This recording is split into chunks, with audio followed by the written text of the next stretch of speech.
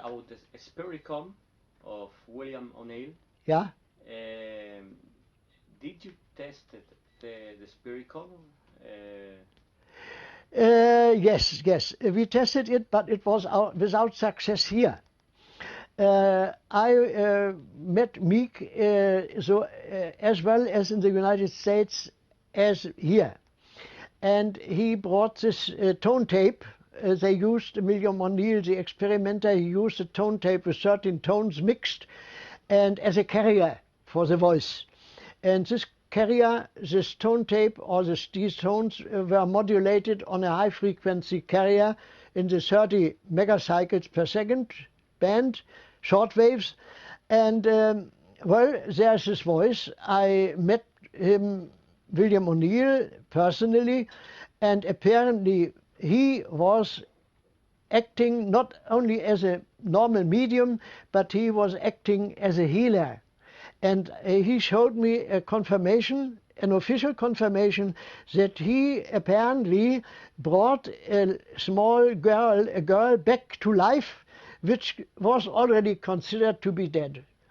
So this man apparently, and he was a very difficult person to deal with. There was a quarrel between Meek and William O'Neill because he was a very characteristic man who was fighting. He was a fighter.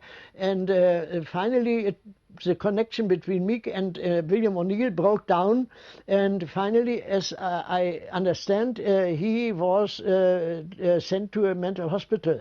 So it is not, it is dangerous if somebody without enough stability is dealing with transcommunication, and he is always in the danger to drift off and to lose his mind.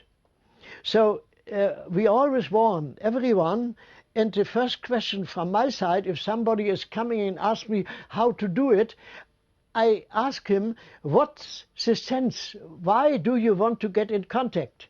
And I tell him it is dangerous, and do not make yourself depending from the messages which you seemingly or really hear from the other side.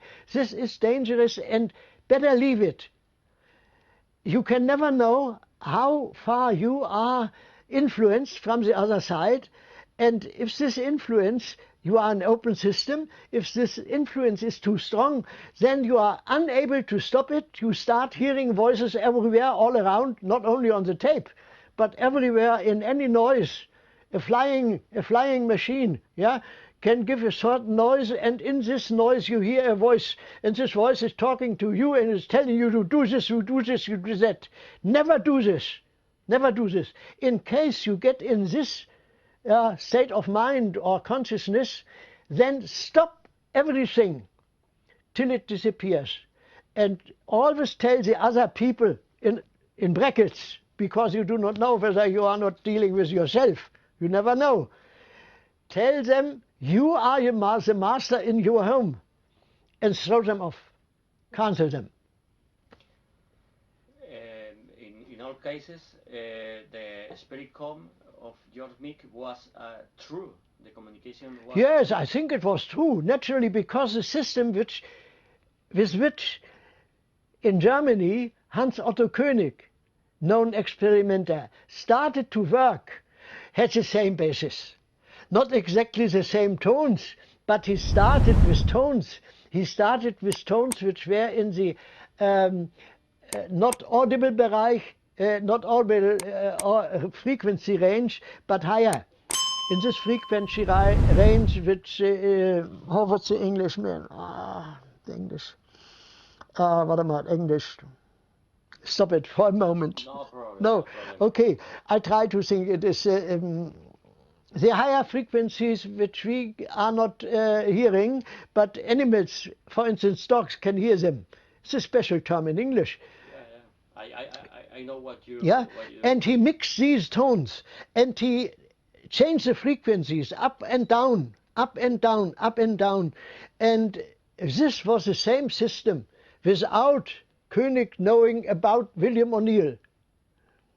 So there is apparently one way to support the forming of voices, the creation, let's say, of voices, one way is to use electromagnetic ultrasonics, yeah. Ultrasonics, either in mechanical vibrations, really sonics, or electromagnetic frequencies in the same range.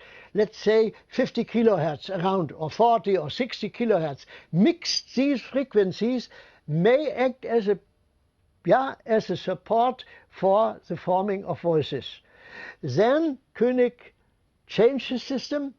The basic system remained the same, but he added infrared radiation, and finally he added ultraviolet radiation, including quartz crystals.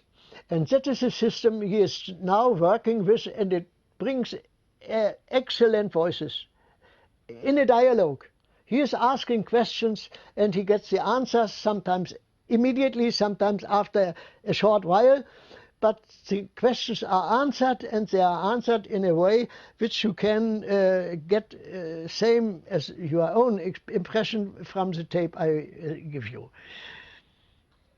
And do they pass us information of how communication with them and how build technical devices? No. Some of them say they are working on the other side, they are working with technical devices. But as we know by mediums that this world, her world, can be treated or considered as an illusionary world, then apparently they have not our material systems, not our energy, not our vibrations, because it's another time system, and it is their picture, their mind picture, which they use as a support to come through. But it is not our devices, it is not our electronics.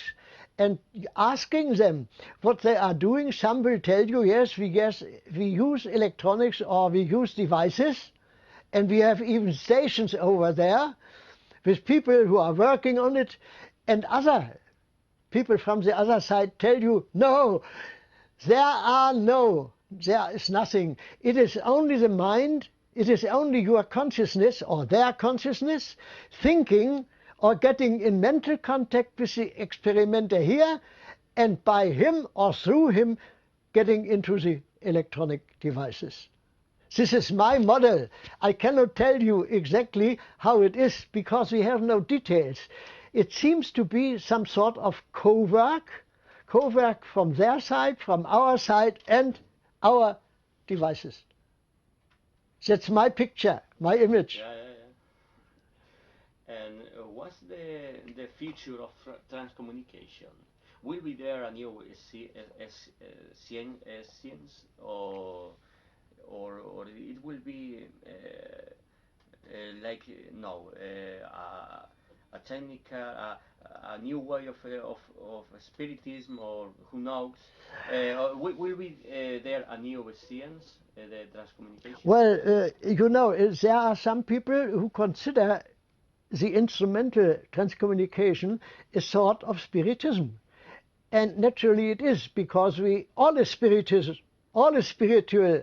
Even if we are using our languages, your Spanish or English and my German and so on, we have 200 languages, and any idea you have can be expressed in different words, in different sentences.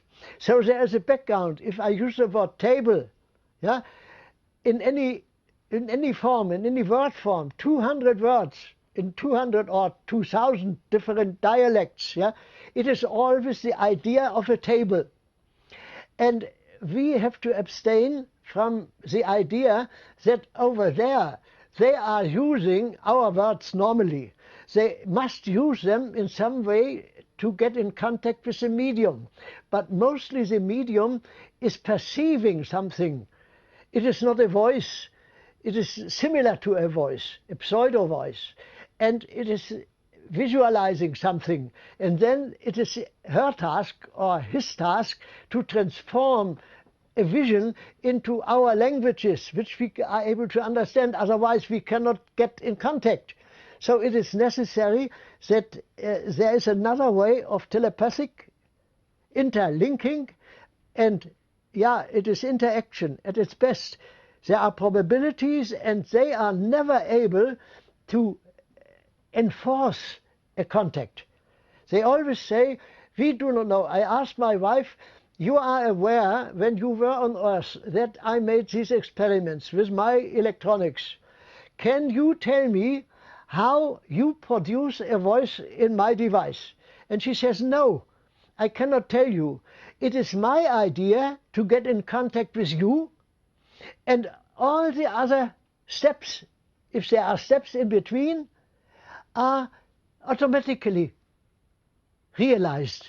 I have no idea. I cannot see your apparatus. It is impossible. But it is not on my behalf. I just have some feeling. I just want to be in contact with you, and then it is either working or not, but I don't know why. So it is very difficult. It is much more difficult as most people tell you.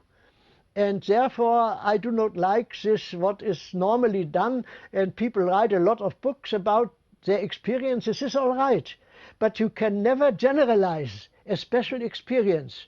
This is even the case for myself. I cannot generalize my experience. I see that other people, other experimenters have similar experiences, and so I say, okay, it is there, so it fits together. It gives sort of system. But I cannot tell you, or I cannot state that this is all and everything. I am only a limited person. And so we have a border, and we cross this border in different places and get different answers.